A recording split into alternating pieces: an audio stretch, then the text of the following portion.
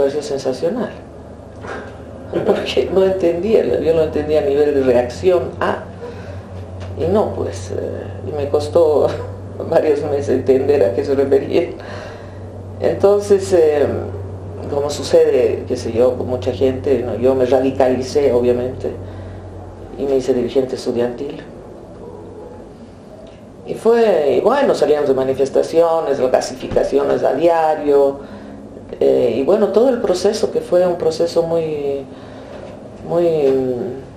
de alguna manera, no sé si decir liberador, ¿no? Porque empezamos a buscar otros profesores, empezamos a reclamar otra cosa entre los estudiantes, y un montón de cosas más. Y finalmente llegó todo este movimiento social a la asamblea y vino el golpe de Banzer. Y con el golpe de Banzer todo el mundo sabía, aquí la cosa es muy fregada. Hay otra cosa que me olvido y que fue muy importante, fueron las guerrillas, pues. Porque las guerrillas se metieron en la universidad, ya teníamos muchos amigos que estaban en el ELN. Y bueno, a la mayoría se han muerto. Eso era una cosa impresionante. Todo ocurrió, pues me dice, boliviana, en realidad, entre comillas, en la universidad, que era una especie de microcosmos de lo que sucedía en grande, ¿no? Porque así como se movía la política en la universidad, se movía también afuera. Entonces, y con eso quiero decir odios, amores y rencores, ¿no? Todo se movía ahí en la universidad. Entonces eso fue muy traumático, ¿no? Realmente sí, la desaparición de ciertos amigos, y luego, bueno, estábamos en lleno de lo con la cuestión de Torres, y hasta el golpe finalmente, ¿no? En la que comprendimos muy rápidamente que había que irse ya del país. O sea que si el golpe fue el 21 de agosto, el 2 de septiembre yo estaba en España.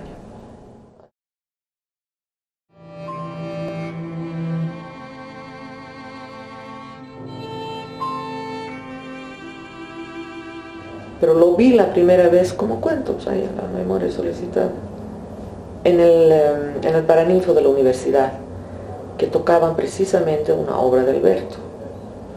Y ahí lo vi por primera vez, con su chaquetita blanca, su pantalón negro, sus calaveritas, blanco.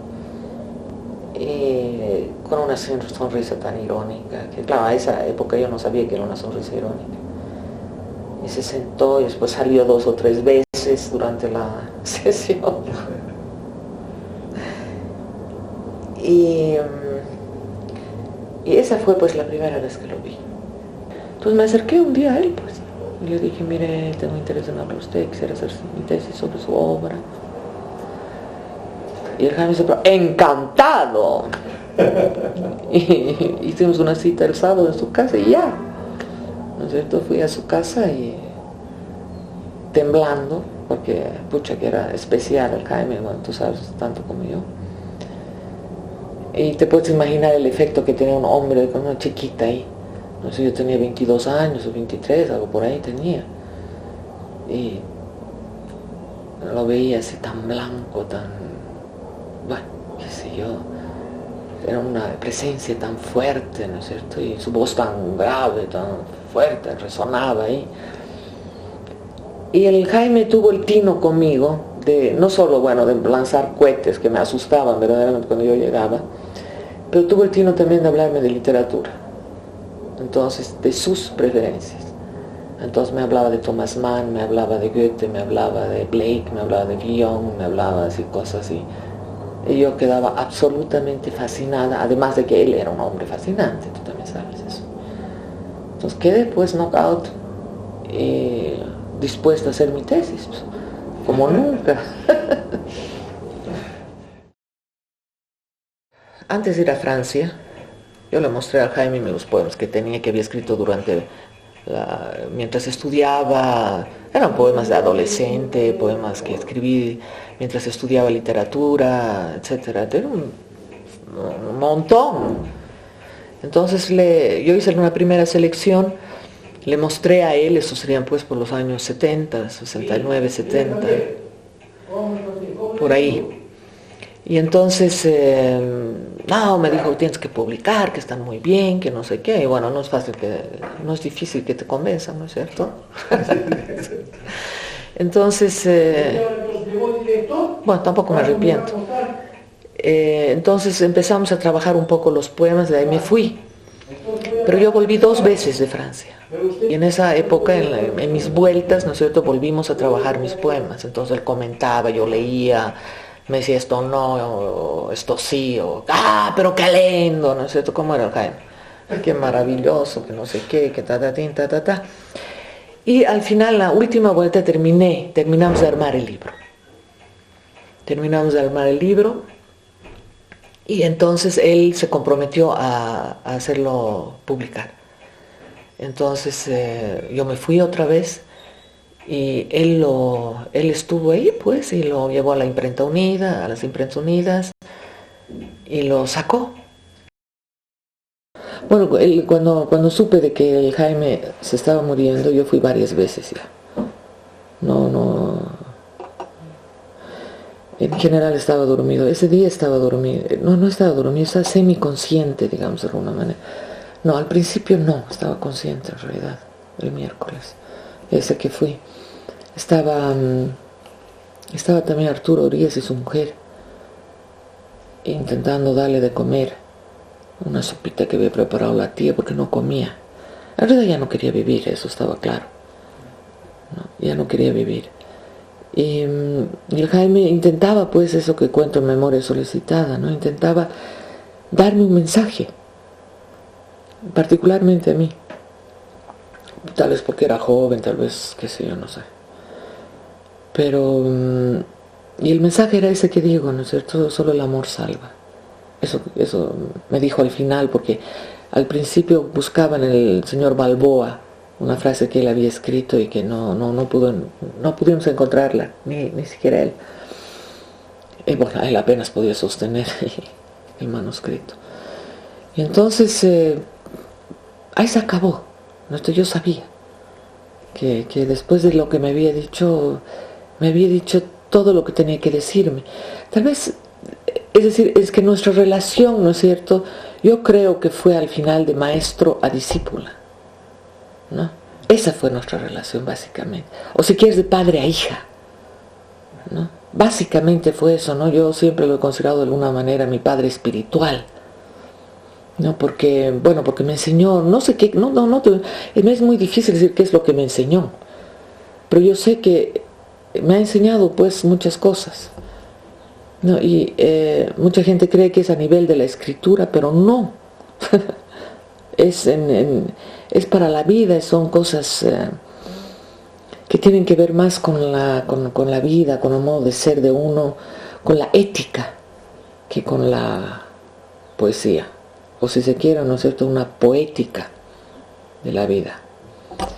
Entonces cuando me dijo eso yo sabía, es decir, sentí que me estaba diciendo algo importante, ¿no?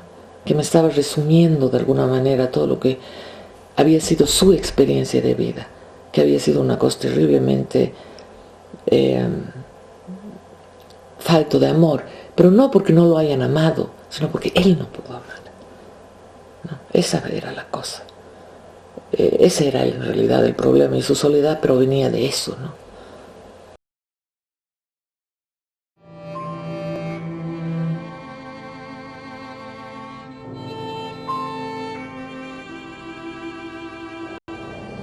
Creo que París fue la época más feliz de mi vida, hasta el día de hoy. Sí. Realmente los años del 71 al 75 yo viví, pero absolutamente feliz. Y no tenía precisamente plata.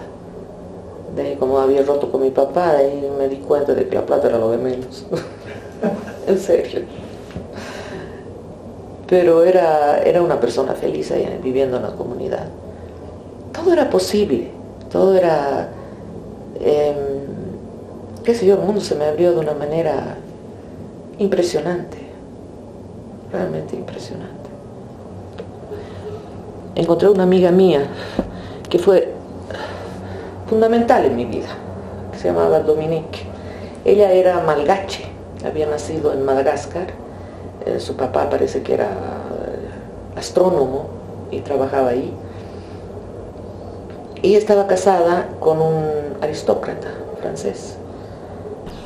Y esta chica también estaba en pedagogía, estaba en las mismas que yo, en realidad con la idea del famoso tercer mundo y que había que cambiar el mundo, porque en esa época todo el mundo quería cambiar el mundo. Y lo más increíble es que pensábamos que podíamos hacerlo, ¿no? Que era cuestión de educar y de meterse a la olla, y que así todos se iban a amar y todos iban a ser solidarios y todo iba a cambiar, ¿no? Y de paso, ¿no es cierto?, también las estructuras económicas había que meter algo de base en el asunto y todo iba a ser feliz. Y la idea de ellos, y estaban en eso, era hacer una comunidad, que se puso muy de moda entre los hippies y entre mucha gente. Y la idea fundamental era volver a lo inocente, volver a la naturaleza, volver a lo primitivo, a lo primigenio, ¿no? Y era demasiado vuelco de una boliviana llegar qué sé yo, a vivir entre desnudos, ¿no es cierto? Yo no pude participar de esa maravilla, bueno, no podía, realmente era demasiado. Pero estaba de espectadora y moralmente los apoyaba firmemente. Y entonces ellos vivían en una especie de poligamia, qué sé yo, traían a sus amantes, querían, sobre todo luchaban contra el sentimiento de la posesión, es decir, de la posesión del otro. Entonces por eso se abrieron las parejas a otros. Había una pareja de homosexuales, habían, bueno, al final inclusive había una monja, ¿no es cierto? Era una casa abierta, realmente era una casa abierta. Y bueno, ahí yo me di la vuelta como un calcetín, como quien dice, ¿no es cierto? Porque a mí me alegraba todo lo que sucedía. En el fondo y eso que sufrían, y realmente había detrás de lo que estaban haciendo una fe en poder cambiarse a sí mismos y luego cambiar la sociedad. Ella no creía mucho en la reestructuración o en el cambio de las estructuras económicas, ¿no es cierto?, volverse un país socialista o demás vainas. No, ella pensaba que había que cambiar primero el hombre y después iba a cambiar la sociedad, si primero nos cambiábamos nosotros.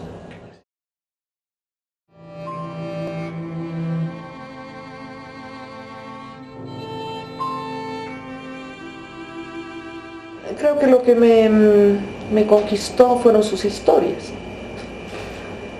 Es decir, era un tipo sumamente leído, es en realidad una persona sumamente leída, y tenía una pasión para narrar impresionante. Entonces yo quedaba, pero verdaderamente, absolutamente asombrada de las cosas que me contaba y apasionada de las cosas que me contaba, y además de una vida sumamente dura, según recuerdo, que me contaba, y que tenía lo que yo creo que sí, viendo desde lejos, era una cosa muy femenina de mi parte, ¿no es cierto?, de sentirme conmovida ante las historias que él me contaba.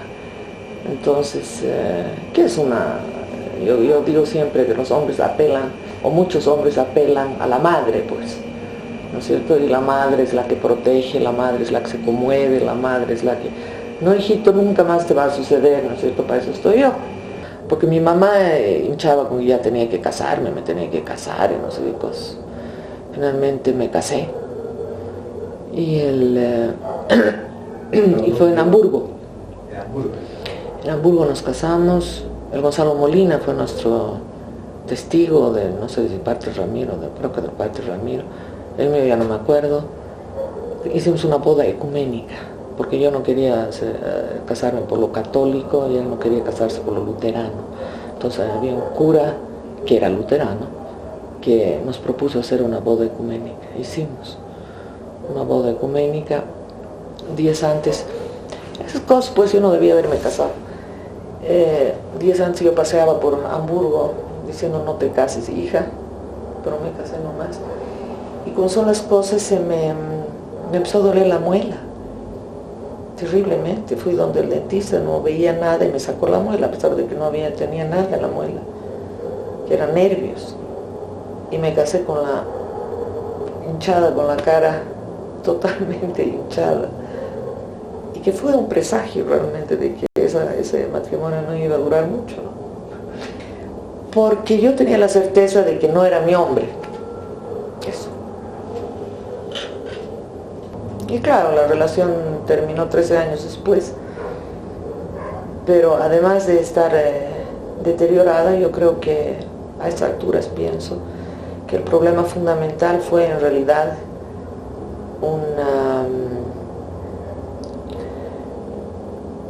es como decir, ¿no es cierto?, un problema de machismo, aunque parezca tan increíble.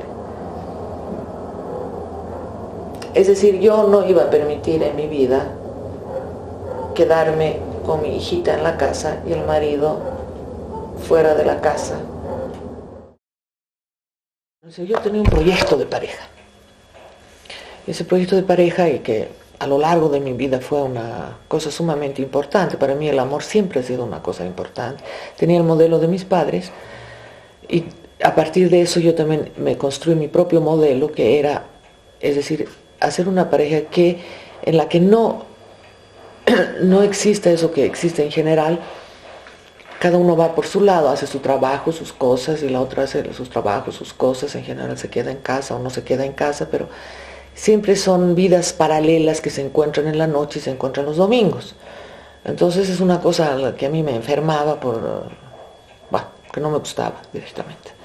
Entonces yo quería hacer un proyecto de pareja en que se hacen las cosas juntas. Cuando lo invitaron a Ramiro a las minas, y yo tenía la Camilita tendría pues 2, 3 meses, él iba a trabajar, además iba a trabajar con el grupo de nuestros amigos. Entonces a mí se me ocurrió de que sería maravilloso que yo más vaya. Además yo tenía mucho interés y mucha pasión por la literatura oral, y yo creía que ese sería un buen lugar para empezar a trabajar sobre literatura oral. Y bueno, los mineros, porque esto era en el siglo XX, creo, sí, el siglo XX, eran es decir, eran términos políticos sumamente importantes en esa época todavía, ¿no? Ahora la cosa bajó muchísimo.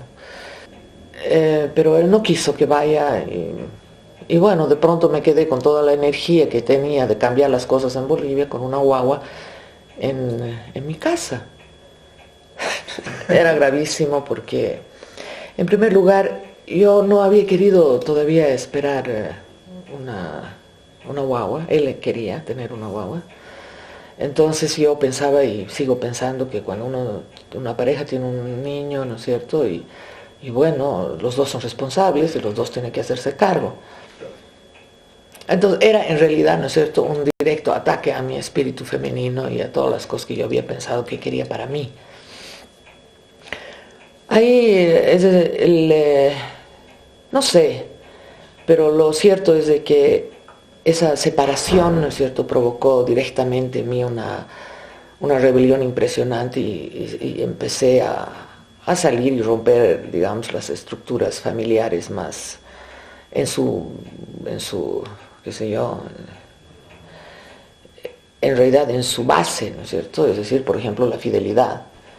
No sé, yo pensé que semejante infidelidad al proyecto, ¿no es cierto?, podía ser también una infidelidad. Estaba al tanto de la infidelidad amorosa.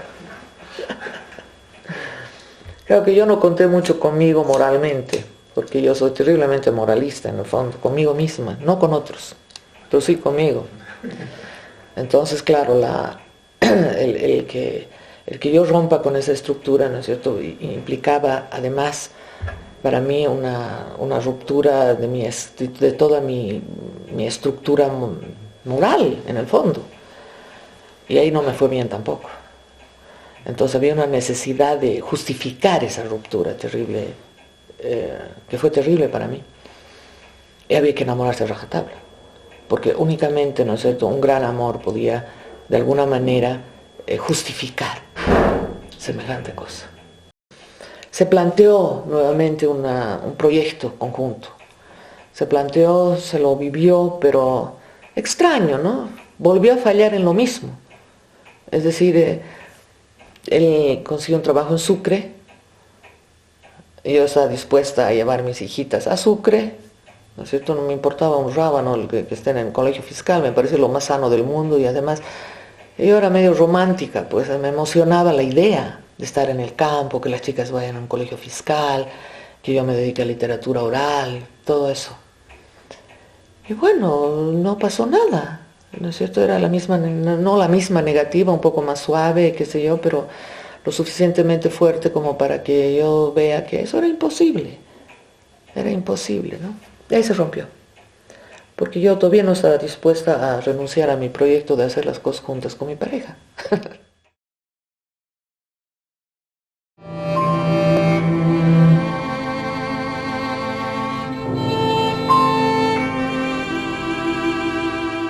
El 78 ya volví a entrar a la universidad, pero ya entré a la UMSA apoyados por ustedes, que eran alumnos.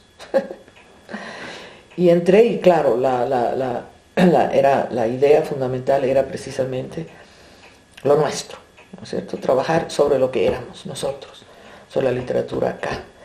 Y ahí es cuando, después de varias reuniones, peleas y demás, ¿no es cierto?, desaparecieron como materias latín, griego,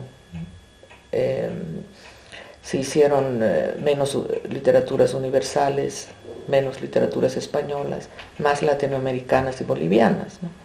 La idea realmente era encontrar